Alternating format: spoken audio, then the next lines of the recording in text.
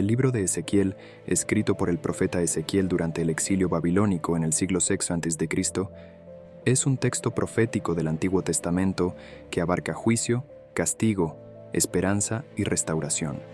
La obra se distingue por sus ricas visiones simbólicas y mensajes divinos entregados a los judíos exiliados, enfatizando la soberanía de Dios, la necesidad de fidelidad y la promesa de renovación nacional y espiritual.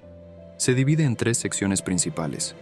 Los primeros capítulos detallan las visiones iniciales de Ezequiel y los juicios contra Judá e Israel por su idolatría.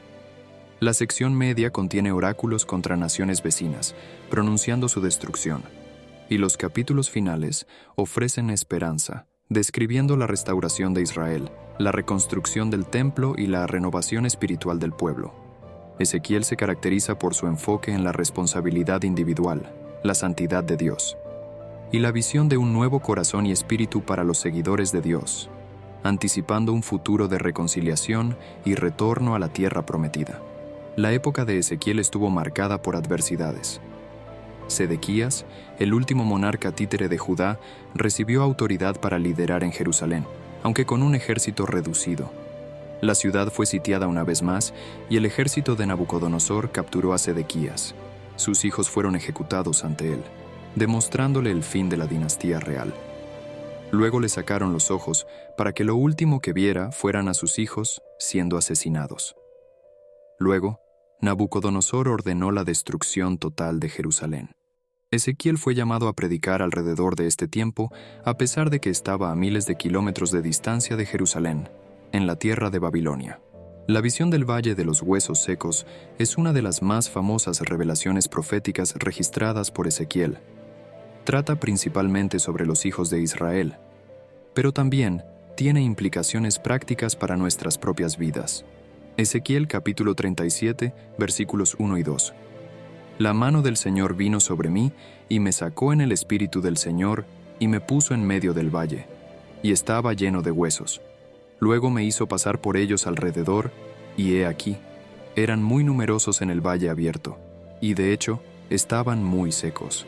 Aquí, Ezequiel describe cómo fue llevado por el Espíritu del Señor a un valle repleto de huesos secos, lo cual simboliza una condición de absoluta desolación y muerte. Al mencionar que los huesos estaban muy secos, se enfatiza su estado de muerte prolongada, indicando que la esperanza de vida había desaparecido completamente. El Señor quería que la mente y el espíritu de Ezequiel fueran profundamente afectados por la aparente desesperanza de la situación. Si no tenemos cuidado, nuestros hogares pueden descomponerse en un montón de huesos secos. Cuanto más ignoramos las reglas familiares de la palabra de Dios, más probable es que se conviertan en un esqueleto. Incluso algunos cristianos que una vez caminaron con el Señor se han convertido en un montón de huesos. Viven de lo que eran en lugar de lo que deberían haber sido. Efesios capítulo 6 versículos 1 al 4. Hijos, obedezcan a sus padres en el Señor, pues esto es justo. Honra a tu padre y a tu madre, que es el primer mandamiento con promesa, para que te vaya bien y vivas mucho tiempo en la tierra. Y vosotros, padres, no provoquéis a ira a vuestros hijos, sino críenlos según la disciplina e instrucción del Señor. Ezequiel capítulo 37, versículo 3. Y me dijo, Hijo de hombre, ¿pueden vivir estos huesos? Así que respondí, Oh Señor Dios, tú lo sabes. Ezequiel respondió a la pregunta de Dios sobre si los huesos eran capaces de sostener la vida, afirmando que solo el Señor lo sabía con certeza. Según Ezequiel, el escenario era imposible. Cuando contemplamos el significado del día, también podemos pensar en los tiempos que vendrán. Si deseamos ver un avivamiento, dependerá del Señor traerlo, tal como lo hizo en tiempos de Ezequiel. Pero Dios es capaz de lograr lo que se propone. Él es el Dios de lo impensable. Lucas capítulo 18, versículo 27. Pero Él dijo, lo que es imposible para los hombres es posible para Dios. Ezequiel capítulo 37, versículos 4 al 8. Luego me dijo, Profetiza a estos huesos y diles, oh huesos secos, oíd la palabra del Señor. Así dice el Señor Dios, ciertamente haré entrar aliento en ustedes y vivirán. Pondré tendones sobre ustedes y haré crecer carne sobre ustedes. Los cubriré de piel y pondré aliento en ustedes, y vivirán. Entonces sabrán que yo soy el Señor. Así que profeticé como se me había mandado. Y mientras profetizaba hubo un ruido, y de repente un temblor, y los huesos se juntaron hueso con hueso. De hecho, mientras miraba, los tendones y la carne subieron sobre ellos, y la piel los cubrió por encima. Pero no había aliento en ellos. Ezequiel recibió posteriormente instrucciones del Señor para predicar a los huesos que ya habían muerto. Dios le estaba mostrando a Ezequiel una verdad crucial que todos necesitamos comprender, y es que la proclamación de la palabra de Dios lleva consigo poder. Hay vida que se encuentra en la Biblia.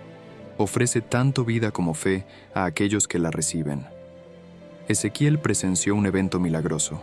Los huesos comenzaron a fusionarse uno con otro, hueso con hueso, mientras observaba. Los músculos y la carne comenzaron a crecer sobre los esqueletos y pronto sus cuerpos estaban cubiertos de piel. Sin embargo, no eran más que una horda de cadáveres moviéndose de manera ordenada. Hebreos capítulo 4, versículo 12. Porque la palabra de Dios es viva y poderosa, y más cortante que cualquier espada de 2 filos, penetrando hasta dividir alma y espíritu, y de las articulaciones y médula, y es discernidora de los pensamientos e intenciones del corazón. Romanos, capítulo 10, versículo 17. Así que la fe viene por el oír, y el oír por la palabra de Dios. Ezequiel capítulo 37, versículo 9. También me dijo: profetiza al aliento, profetiza, hijo de hombre, y di al aliento. Así dice el Señor Dios: ven de los 4 vientos, oh aliento, y sopla sobre estos muertos para que vivan. Ezequiel fue instruido por Dios para predicar al aliento. La palabra vientos se deriva de la palabra hebrea ruach, que puede significar viento, aliento o espíritu. Ezequiel estaba en el proceso de descubrir que todo lo que las personas logran es en vano, a menos que el Espíritu Santo esté allí. La presencia del divino aliento de vida y nuestra existencia es necesaria de la misma manera que lo fue para Adán. Una persona nace del Espíritu cuando nace de nuevo. Dios debe infundir vida espiritual en nuestros corazones. Ezequiel presenció una tremenda muestra de vitalidad cuando el ejército se puso de pie. Génesis capítulo 2, versículo 7. Y el Señor Dios formó al hombre del polvo de la tierra y sopló en sus narices el aliento de vida, y el hombre se convirtió en un ser viviente.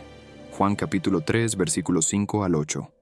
Jesús respondió: de cierto te digo que el que no nace de agua y del Espíritu no puede entrar en el reino de Dios. Lo que es nacido de la carne es carne, y lo que es nacido del Espíritu es espíritu. No te asombres de que te dije: debes nacer de nuevo. El viento sopla donde quiere y oyes su sonido, pero no puedes decir de dónde viene ni a dónde va. Así es todo el que es nacido del Espíritu. Ezequiel capítulo 37, versículo 10. Así que profeticé como él me mandó, y el aliento entró en ellos, y vivieron, y se pusieron sobre sus pies un ejército grandísimo. Ezequiel capítulo 37, versículos 11 al 13. Luego me dijo: hijo de hombre, estos huesos son toda la casa de Israel. Ellos ciertamente dicen: nuestros huesos están secos, nuestra esperanza se ha perdido, y nosotros mismos estamos cortados por completo. Por tanto, profetiza y diles: así dice el Señor Dios: he aquí, oh pueblo mío, abriré vuestras tumbas, y os haré subir de vuestras tumbas, y os traeré a la tierra de Israel. Entonces sabréis que yo soy el Señor, cuando haya abierto vuestras tumbas, oh pueblo mío, y os haya sacado de vuestras tumbas. La visión se aclaró, y Dios iluminó su significado alentador. Los israelitas habían perdido toda esperanza, pero Dios les había prometido que experimentarían un renacimiento nacional. Habían sido acorralados y dispersados por la región. Los humanos pensaban que las cosas eran sin esperanza, sin embargo, subestimaban el poder de Dios. Israel no solo sería revivido, sino también devuelto a su antigua gloria. Dios prometió restaurarlos a su tierra natal. Ezequiel capítulo 37, versículo 14. Pondré mi espíritu en vosotros, y viviréis, y os colocaré en vuestra propia tierra. Entonces sabréis que yo, el Señor, he hablado y lo he hecho, dice el Señor. Dios terminó la visión para él, ya que Ezequiel no respondería, y luego le dijo lo que significaba. ¿Cómo iba a resucitar los huesos desarticulados de Israel que habían perdido toda vitalidad? La palabra y el espíritu serían los medios por los cuales lograrías este objetivo. Se le reveló a Ezequiel que debía profetizar sobre estos huesos y se le instruyó que les dijera: «Huesos secos, oíd la palabra del Señor». Luego, conforme Ezequiel obedeció, Dios permitió que los huesos comenzaran a juntarse, mientras que tendones, carne y piel les daban su forma original de nuevo. Pero la palabra tenía que ser seguida por la impartición del Espíritu para que estos cuerpos recibieran aliento y volvieran a la vida, lo cual es un ejemplo clásico de avivamiento. La revitalización espiritual de la Iglesia de Dios en la época moderna se logra a través de la palabra en el Espíritu. Cuando falta alguno de estos elementos, el pueblo de Dios no puede tener una experiencia significativa de la presencia de Dios entre ellos. 2 Corintios capítulo 3, versículos 17 y 18. Ahora bien, el Señor es el Espíritu, y donde está el Espíritu del Señor, hay libertad.